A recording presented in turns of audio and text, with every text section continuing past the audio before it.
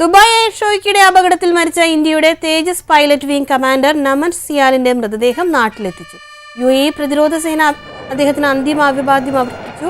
UAEയിലെ Indian ambassador Deepak Mittal, Dubai Indian consul general Satish Kumar Sivan എന്നിവർ അന്തിമോപചാരം അർപ്പിച്ചു.